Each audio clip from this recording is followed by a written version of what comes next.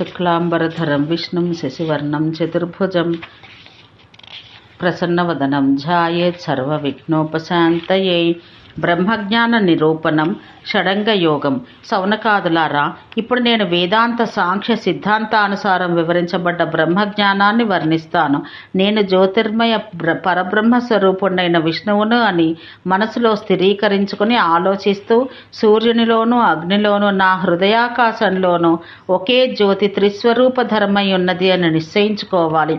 ఆవులోనే నెయ్యి ఉంటుంది, అయినా దానివల్ల ఆవుకి బలం రాదు. కానీ అదే నెయ్యిని ఒక పద్ధతి ప్రకారం బయటకు తీసి అదే ఆవుకి పెడితే మహాబలప్రదమవుతుంది. అలాగే భగవంతుడు ప్రతి మనసులోనూ వెలుగుతూ ఉంటాడు, కానీ ఆయన పద్ధతి ప్రకారం పూజిస్తేనే పలుకుతాడు. యోగం అనే వృక్షాన్ని ఎక్కదలుచుకున్న వాడికి కర్మజ్ఞానం అవసరం, కానీ యోగ వృక్షారూఢునికి వైరాగ్యం తప్ప ఇంకేదీ అక్కర్లేదు కదా. యోగ మోక్షాలను గురించి కాకుండా శబ్దం విషయాధికముల గూర్చియే తెలుసుకోవాలనుకునే వానిలో రాగద్వేషాలు ఉత్పత్తి అవుతాయి.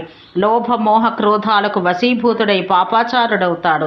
సుసంయుతంగా చేతులను ఉపస్థయనగా మూత్రేంద్రియం ఉపస్థని ఉదరాన్ని వాక్యాన్ని ఉంచుకోగలిగిన వాడే విప్రుడని బుద్ధిమంతులు వక్కానిస్తారు. ఎవరి చేతులైతే పరద్రవ్యాన్ని అపహరించవో హింస చెయ్యవో జూదమాడవో వారి చేతులే సుసంయత హస్తాలనబడతాయి. పరస్త్రీపై కామాన్ని సర్వదా పరిహరించినదే సంయత ఉపస్థ. అలాగే లోభరహితంగాను పరిమితంగాను భోజనం చేయవానిదే సుసంయత ఉదరం. హిత పరిమిత సత్యవాక్కులతో ఉండున్నదే సుసంయత వాక్యం. సంయత హస్తాలు కూడా తపస్సు యజ్ఞాదులను ఆచరిస్తేనే సఫల హస్తాలవుతాయి. ఇక ధ్యానం అంటే మనోబుద్ధినింద్రియ అత్యంతిక ఐక్యత, అనగా మనస్సు బుద్ధి ఇంద్రియాలు ఇవన్నీ ధ్యేయతత్వంపై సంపూర్ణంగా సంలగ్నమై ఉండుట. సబీజమని నిర్బీజమని ధ్యానం రెండు విధాలు. అవిద్యాది క్లేశాలను బీజం అంటారు. వాటిని అనుభవిస్తూ కూడా వాటిని మరచి చేసేది సబీజ ధ్యానం. విద్య బాగా ఉండి ఏ క్లేశము అనుభవంలోకి రానిది నిర్బీజ ధ్యానం. చింతనకి మూలాధారమైన బుద్ధి మన భ్రూమధ్యంలో ఉంటుంది. విషయాసక్తుడైన వానికి అది ప్రాపంచిక వస్తువులను అశాశ్వత ఆనందాన్ని కోరుకుంటూ సంసార సాగరంలోనే మునిగి ఉంటుంది. కనులు సగం మూసి విషయాలను విడిచి శాశ్వతానందనందాయకుడైన భగవంతుని చింతనలో మునిగినవాడు ఆ కనుబొమ్మల మధ్యని జ్యోతిష్ చక్రాన్ని, ఆ చక్రంలో తన ఆరాధ్య దైవాన్ని చూడగలడు. అదే నిజమైన బుద్ధి. ఆ బుద్ధిని కలవాడే జితేంద్రియుడు, తంద్ర మోహాలకు అతీతుడు అగు జ్ఞాని. అతడు ముందు చూడగలిగే వెలుగు అతని ఆత్మయే. అది స్వప్రకాశవంతుడైన పరమాత్మను చూపిస్తుంది. జీవికి అంతిమ లక్ష్యం ముక్తియే. అది జీవికి పుర్యష్టకం త్రిగుణాత్మకము అగు ప్రకృతిని పరిత్యజించిన తర్వాతే లభిస్తుంది. ఈ పుర్యష్టకం నిజానికి కమల రూపంలో ఉంటుంది. సంసారం చేస్తున్న జీవుడు దీని కర్ణం. సత్వరజస్తమో గుణాలే ఈ కమల ప్రకృతి. ఈ మాయావృత కమలానికి 8 దళాలుంటాయి. అవి ఏవనగా శబ్ద స్పర్శ రూప రస గంధ సత్వ రజతమాలు.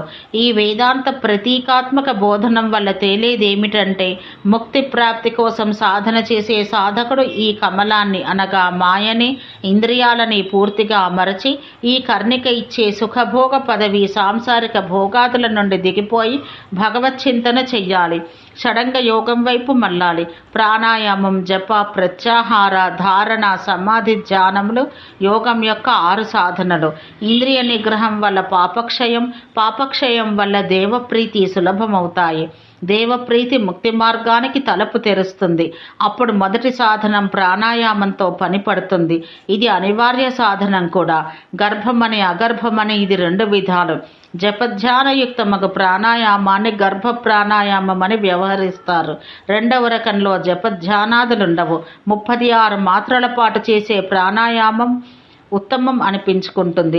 24 అయితే మధ్యమం, 12 అయితే నిమ్నం. ఓంకారాన్ని జపిస్తూనే ప్రాణాయామం చెయ్యాలి. ఈ బ్రహ్మవాచక ఓంకారం బ్రహ్మని ప్రసన్నుని చేస్తుంది. అక్షరాల ఓం నమో విష్ణవే అనే మంత్రాన్ని 12 అక్షరాల గాయత్రీ మంత్రాన్ని జపించాలి. అన్ని ఇంద్రియాల ప్రవృత్తి సాంసారిక విషయవాంఛల వైపే మళ్ళుతూ ఉంటుంది. ఈ ప్రవృత్తిని నివృత్తి చేయడమే అనగా ఇంద్రియాలను నిగ్రహించి విషయవాసనలు సంహరించి కోరికలు లేకుండా చేసుకోవడమే ప్రత్యాహారం. మనస్సును బుద్ధితో పాటు ఈ ప్రత్యాహారంలో స్థిరంగా ఉంచి 12 మార్లు ప్రాణాయామం చేసి అలా చేయడానికి పట్టినంత కాలం పాటు బ్రహ్మలో మనస్సును అనగా బ్రహ్మపై అని ఉద్దేశం. బ్రహ్మలో మనసు నిలిపి ఉంచుట ద్వాదశ ధారణాత్మక ధ్యానం అంటారని బ్రహ్మోపదేశం. నియత రూపంలో బ్రహ్మాకార వృత్తిలో సాధకుడు అనుభవించే సంతుష్టిని సమాధి అంటారు.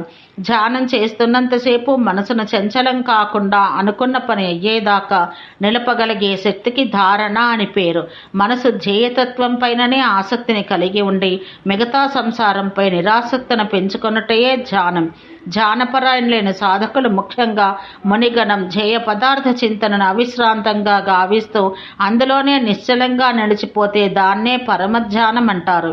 సాధకునికి కన్నులు తెరిచినా మూసినా ధ్యేయ దైవతమే కనిపిస్తూ ఉంటే తనకి దైవానికి తేడా లేదనే పరిస్థితి ఏర్పడితే, శరీరంపై పాములు పాకుతున్నా పుట్టలు మొలుస్తున్నా తెలియని దశ ఏర్పడితే దాన్ని సమాధి అంటారు.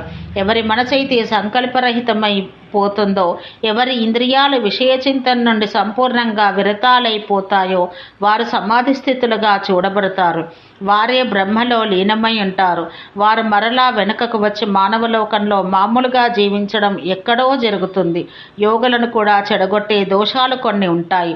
చిత్తం యొక్క అస్థిరత, భ్రాంతి, దౌర్శనస్యం, ప్రమాదం వంటివి.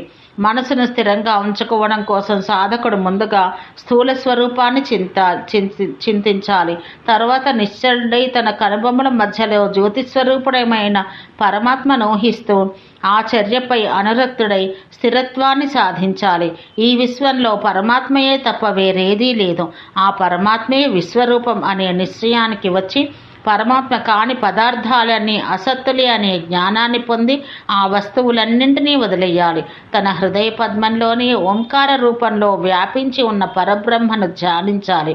క్షేత్రం కానీ క్షేత్రజ్ఞుడు కానీ ఇంకా ప్రవేశించని త్రిమాత్రలతో యుక్తమైన ఓంకారాన్ని జపించాలి. తర్వాత ఓంకార స్వరూపుడైన ప్రధాన పురుషుని కూడా ధ్యానించాలి. అనంతరం ఆ పద్మంపై కృష్ణ, రక్త, శ్వేత వర్ణాలలో ఉండు తమ రజసత్వ గుణాల 3 మండలాలను ధ్యానించాలి. వాటిలో ఉన్న జీవాత్మకు పురుషుని ధ్యానించాలి. అనంతరం ఐశ్వర్యాది 8 గుణాలు భావించుకోవాలి. ఇదివరకు చెప్పిన దానికి భిన్నమైన కమలం ఈ దశలో సాధకుని హృదయంలో వికసిస్తుంది. ఈ కమలానికి కర్ణిక జ్ఞానం, కేసరాలు విజ్ఞానం, నాళం వైరాగ్యం, కందం వైష్ణవ ధర్మం. ముక్తి సాధకుడు ఈ హృత్పద్మం కర్ణికలో ఉన్న ప్రణవ రూప బ్రహ్మ యొక్క ధ్యానాన్ని చేతన నిశ్చల వ్యాపక రూపాల్లో చేయాలి. ఇలా ఓంకార స్వరూప బ్రహ్మను ధ్యానిస్తూనే ప్రాణాలు వదిలేసిన వారికి బ్రహ్మ సాయుధ్యం ప్రాప్తిస్తుంది. యోగి తన దేహగత పద్మంపై హరిని కూర్చుండబెట్టుకుని సడలని భక్తిభావంతో ఆయన్ని ధ్యానించాలి. కొందరు మహాసాధకులు తమ జ్ఞానరూప చక్షువులతో ఆత్మ ద్వారా పరమాత్మని చూడగలరు. సాంఖ్య దర్శనవేత్తలు ప్రకృతి పురుష వివేకం ద్వారాను, యోగవేత్తలు యోగ ప్రభావం చేతను ఆత్మ ద్వారా ఆత్మదర్శనం చేయగలరు. ఆత్మ జ్ఞాన రూపమే. నిజానికి మహత్యమంతా జ్ఞానానిదే. అదే బ్రహ్మ ప్రకాశకం, భవబంధాల పాలిటి ఖడ్గం. ఈ జ్ఞానం ఏకాగ్ర చిత్తత అనే ప్రధాన యోగం ద్వారా సొంతమవుతుంది. ఏకాగ్ర చిత్తతకి ముక్తి ప్రదాయక స్థాయి అవుతుంది. అది యోగికి ఆత్మదర్శనాన్ని కలిగించడంలో సమర్థమవుతుంది. ఎవరైతే ఇంద్రియాలను జయించి జ్ఞానంతో ప్రదీప్తుడవుతాడో అతడే యోగి. అతడే పరమాత్మలో ప్రవేశించి ముక్తుడనబడతాడు. ఆసనం, స్థానం వంటి విధులు యోగ సాధనాలు కావు. పైగా అవి యోగసిద్ధిని ఆలస్యం చేసే విలంబకాలవుతాయి. శిశుపాలుడే యోగసిద్ధిని పొందాడో అది కేవలం స్మరణ మాత్రానే సిద్ధించింది. అయితే దానికి పూర్వజన్మ సుకృతం తోడైంది. యోగుల తీరే వేరు. వారు ఆత్మతోనే ఆత్మని చూస్తారు. అన్ని ప్రాణులపై కరుణ కురిపించగలరు. విషయాసక్తి ఏ కోసానా లేనివారు, శిష్ణంతోడి పనిని కానీ నాలుక గోలను కానీ పరిత్యజించిన వారు. వీరే దేహాంతమందు ముక్తిని పొందగలరు. యోగి ఇంద్రియాలతో చేయవలసిన ఏ పని చేయకుండా కర్రవలే సుఖదుఖానుభూతులకు అతీతుడై బ్రహ్మంలో కలిసిపోతాడు. అదే ముక్తి. మేధావి అయిన సాధకుడు అన్ని ప్రకారాల వర్ణభేదాలను, ఐశ్వర్య భేదాలను, శుభాశుభాలను, పాపాలను ధ్యానాగ్నిలో పూర్తిగా భస్మం చేసి పరమగతిని పొందుతాడు. కర్రకు రాపిడి చేస్తే అగ్ని దర్శనమైనట్లు యోగికి బ్రహ్మజ్ఞానంతో ధ్యానాన్ని అనుసంధానం చేయగా శ్రీహరి దర్శనం అవుతుంది. ఆ దర్శనమే యోగోత్కర్ష. దాన్ని మించిన పరమావధి లేదు. ఏ ఒక్క బాహ్యమైన ఉపాయం ద్వారానూ ముక్తి ప్రాప్తించదు. అది పూర్తిగా ఆభ్యంతరిక యమ నియమాది ఉపాయాల ద్వారానే సాధ్యమవుతుంది. సాంఖ్య జ్ఞానం, యోగాభ్యాసం, వేదాంతాది శ్రవణాల వల్ల ఏ ఆత్మ సాక్షాత్కారమైతే సాధించబడుతుందో అదే ముక్తి అనబడుతుంది.